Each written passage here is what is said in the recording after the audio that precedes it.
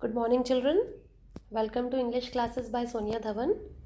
So, today we will be doing the first poem of the book Hornbill, and the name of the poem is The Laburnum Top. The Laburnum Top is composed by the poet Ted Hughes. So, as usual, before beginning with the explanation of the poem, I would like to tell you something about the poet. Ted Hughes was born on 17th August 1930 and he died on 28th October 1998. He was an English poet, translator and children's writer. He is ranked as one of the best poets of his generation and best writer of the 20th century.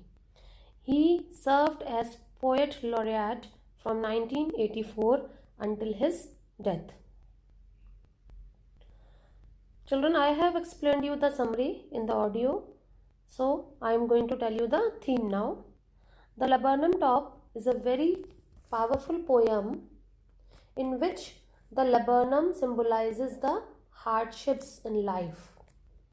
The tree gives the house to the bird. The laburnum tree that gives house to the bird and its young chicks, and the bird in turn takes away its dead silence. So here these birds are the young ones of the bird goldfinch. Thus the poem highlights the importance of living with each other. Why? Because every person has different capabilities and things. Now let us start explanation of the poem. The Laburnum Top. I told you it is a tree with hanging yellow color flowers. Now line by line explanation. The laburnum top is silent, quite still. In the afternoon yellow September sunlight, a few leaves yellowing, all its seeds fallen. This is the first stanza of the poem, and in the stanza the poet says that he saw a laburnum tree. Which tree? Laburnum tree that is having hanging yellow flowers. The tree is still. Still means there is no movement and looks dead like in the daytime of September. So it is the afternoon of September, and because it is because of the sunlight it is called as yellow. The laburnum top is silent. Silent means quiet. It is still. Still means there is no movement. In the afternoon, yellow September sunlight. Even the sunlight is also yellow. The flowers of the tree are also yellow. And the leaves that are fallen because of winter, that are also turned yellow. As it is the time of autumn, the leaves of the tree have turned yellow and its seeds have fallen off it. So that is why the yellow color, there is a repetition of word yellow. Why the seeds have fallen? Because of autumn season. The laburnum top is silent, quite still. In the afternoon, yellow September sunlight, a few leaves yellowing, all its seeds fallen. So in the first stanza, the poet describes that the tree is motionless in the afternoon. It is dead-like and there is no movement. Now let us come to second stanza. Till the goldfinch comes with a twitching chirrup.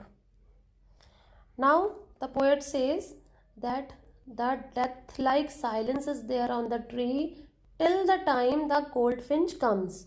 Because when the goldfinch comes and perches on the branch of that tree, the tree becomes alive. There is movement, there is sound. Till the goldfinch comes with a twitching chirrup. Twitching means making sudden quick movement, and chirrup is sound made by the birds. A suddenness. Suddenness means quickness. A startlement, that is surprise, at a branch end. Then sleek as a lizard. Sleek here refers to smooth. You have seen lizard? When the lizard moves, it is sleek. alert, and abrupt. Alert here refers to vigilant, and abrupt means unexpected. She enters the thickness and a machine starts up, of chitterings and of tremor of wings and trillings. So the death-like scene, however, changes as soon as the goldfinch comes with a twitching chirrup. Goldfinch is a bright yellow colored bird. So now we come to know that the color of the goldfinch is also yellow. Twitching chirrup, I have told you, it means short chirping sounds.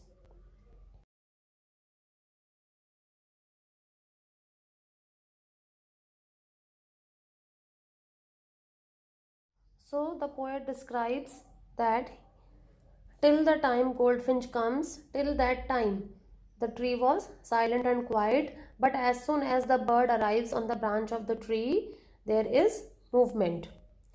Till the goldfinch comes with a twitching chirrup, I have told you the meaning, short sound, a suddenness, a startlement at a branch end, then sleek as a lizard.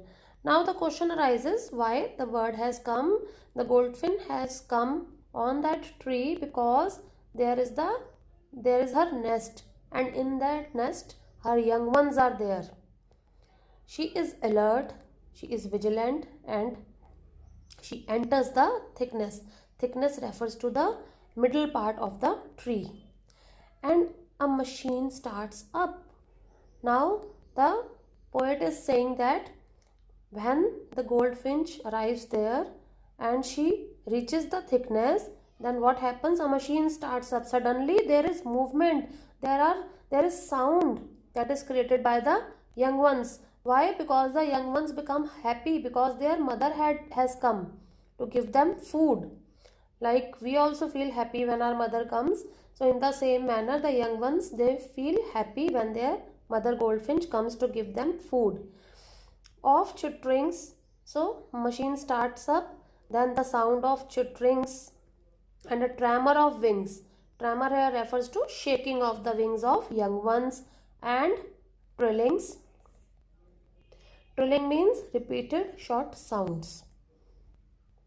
The whole tree trembles because of the shaking of the wings and the sounds, the chirpings of the young ones. The whole tree trembles. So see the comparison.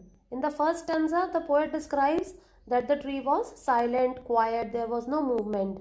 But when the goldfinch arrives, then there is trembling and thrills. Thrills means there is excitement among the young ones. The tree thrills. It is the engine of her family.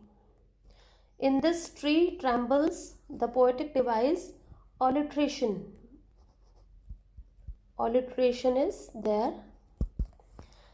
And it is the engine of her family. Children, metaphor is also used. Why engine? Because the young ones are there, the babies of that goldfinch mother is there.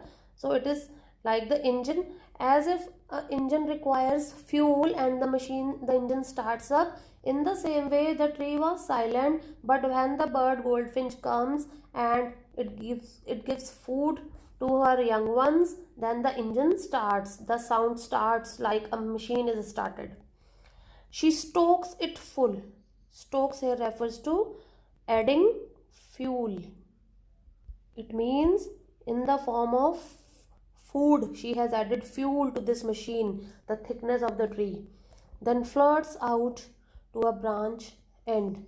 Flirts out here means moves out. After completing her task of providing food to her young ones, she flirts out. She moves out to the branch end, the end of the branch, showing her barred face, identity, mask. In this, the poetic device transferred epithet is used.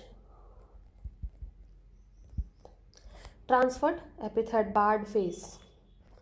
So the meaning of this line is that the color of the bird is also yellow, the flowers are also yellow, and the time is afternoon, and due to sunlight, the atmosphere that is also yellow.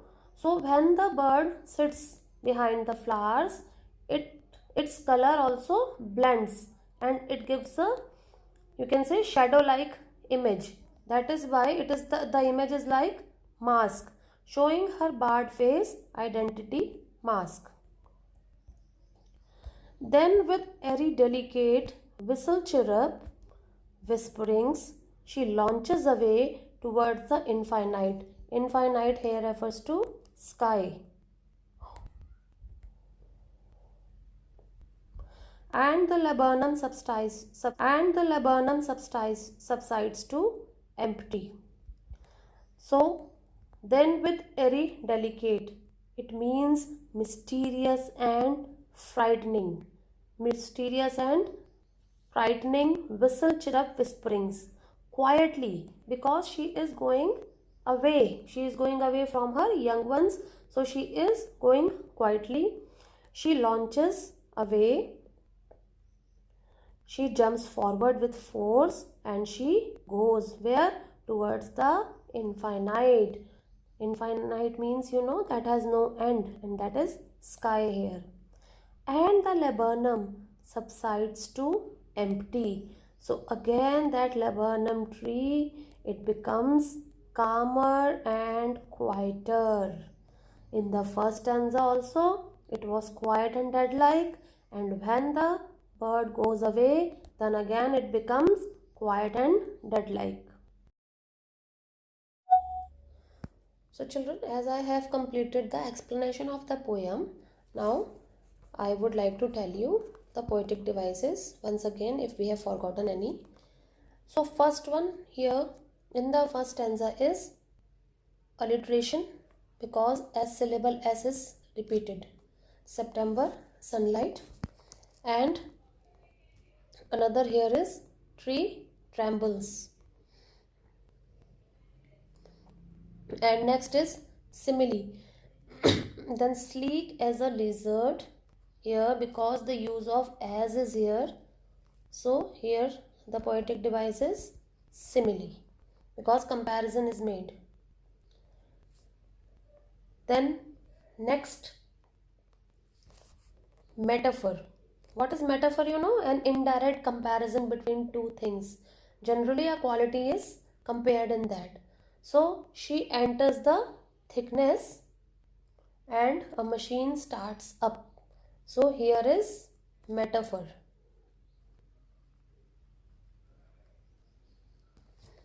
The noise created by the movement of the birds is compared to the machine's noise, and it is the engine for her family. Here it is the engine for her family. Here also the poetic device is metaphor.